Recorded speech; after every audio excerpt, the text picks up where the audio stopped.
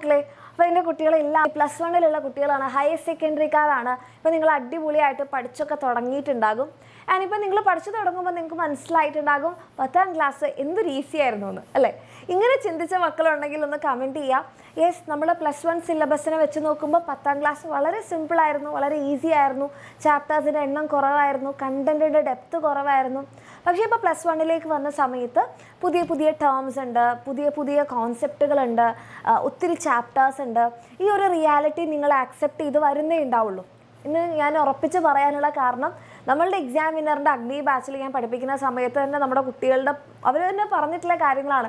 +1 എന്ത് ഈസി ആയിരുന്നു, +1 എത്ര കുറച്ച് ചാപ്റ്റേഴ്സ് ആയിരുന്നു, 10ാം ക്ലാസ് എന്ത് സിമ്പിളായിരുന്നു എന്നുള്ളത്. ആൻഡ് ഓരോ പുതിയ വാക്കുകൾ കാണുമ്പോഴും അയ്യോ ഇതുണ്ടായിരുന്നോ എന്നവരിങ്ങനെ പുതിയൊരു കാര്യത്തിലേക്ക് എക്സ്പോസ്ഡ് ആയിട്ടുള്ളതുപോലെ എനിക്ക് തോന്നിയിട്ടുണ്ട്.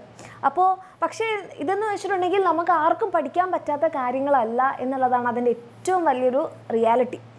അത് ഇപ്പം ഞാനിപ്പോൾ ഇപ്പോൾ നമ്മുടെ അഗ്നി ബാച്ചിലുള്ള മക്കളുണ്ടെങ്കിൽ ഇതൊന്ന് തീർച്ചയായിട്ടും കമൻറ്റ് ചെയ്യണം. കാരണം ഇപ്പം നമ്മുടെ ബയോളജിയിൽ നമ്മൾ 3ാമത്തെ ചാപ്റ്റർ കഴിഞ്ഞ സമയത്ത് ഇപ്പം നമ്മൾ ലിവിങ് വേൾഡ് ആയിക്കോട്ടെ, ബയോളജിക്കൽ ക്ലാസിഫിക്കേഷൻ ആയിക്കോട്ടെ, അനിമൽ കിങ്ഡം ആയിക്കോട്ടെ, ഇതൊക്കെ പഠിക്കുന്ന സമയത്ത് ഞാൻ കാണുന്നുണ്ട് അവരുടെ ആ ഒരു ടെൻഷൻ. അയ്യോ ഇത് മിസ് പഠിച്ചാൽ കിട്ടുമോ, ഇതിലെന്താണ് മിസ് പഠിക്കേണ്ടത്, എങ്ങനെയാണ് ക്വസ്റ്റ്യൻ വരെ, ഈ പുതിയ ടേംസ് മറന്നു പോകില്ലേ.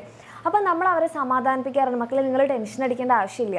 കാരണം ഇതെനിക്ക് ഉറപ്പിൽ പറയാൻ പറ്റുന്നത് എന്താണെന്ന് വെച്ചാൽ, നിങ്ങളുടെ സീനിയേഴ്സിനെ ഞാൻ കണ്ടിട്ടുണ്ട് ഇതേ ടെൻഷനോടെ അതേ മക്കൾ എക്സാം എഴുതുന്ന സമയത്ത് അല്ലെങ്കിൽ ഒരു മാർച്ചൊക്കെ ആവുന്ന സമയത്ത് എത്ര കോൺഫിഡൻസോട് കൂടിയിട്ടാണ് അവർ എക്സാം ഫേസ് ചെയ്തതെന്ന് എനിക്കറിയാം.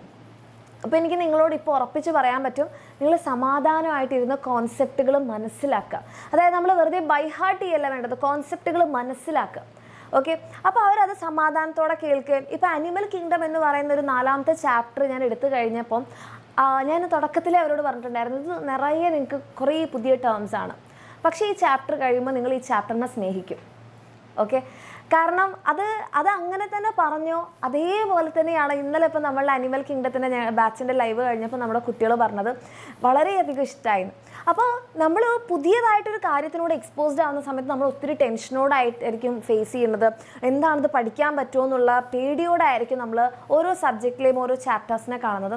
പക്ഷേ അത് നിങ്ങളെ പറഞ്ഞ് മനസ്സിലാക്കി തന്ന് വളരെ ഈസി ആയിട്ട് പഠിപ്പിച്ച് തരാൻ നിങ്ങൾ ആരെങ്കിലും ഹെൽപ്പ് ചെയ്യുന്നുണ്ടെങ്കിൽ നിങ്ങളുടെ ആ ഒരു ജേർണി ഭയങ്കര സ്മൂത്തായിരിക്കും.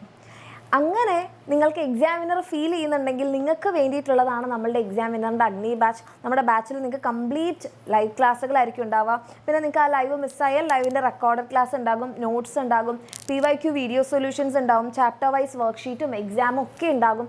ഇതൊക്കെ വെച്ച് എൻ്റെ മക്കൾക്ക് പഠിക്കണം എന്ന് ആഗ്രഹം ഉണ്ടെങ്കിൽ മക്കളെ ലേറ്റ് ആവാതിരിക്കുക. മിസ് പറഞ്ഞു നമ്മൾ ഓൾറെഡി എന്ത് ചെയ്തിട്ടുണ്ട്, സ്റ്റാർട്ട് ചെയ്തിട്ടുണ്ട്. അപ്പോൾ നിങ്ങൾ ലേറ്റ് ആവുന്നതിനനുസരിച്ച് ബയോളജിയിലൊക്കെ 19 ചാപ്റ്റേഴ്സാണ്. നിങ്ങൾ ഈ ചാപ്റ്റേഴ്സ് നല്ല രീതിയിൽ അതിന് വേണ്ട സമയമെടുത്ത് പഠിക്കാനുള്ള സമയമാണ് നിങ്ങൾ നഷ്ടപ്പെടുത്തിക്കൊണ്ടിരിക്കുന്നത്.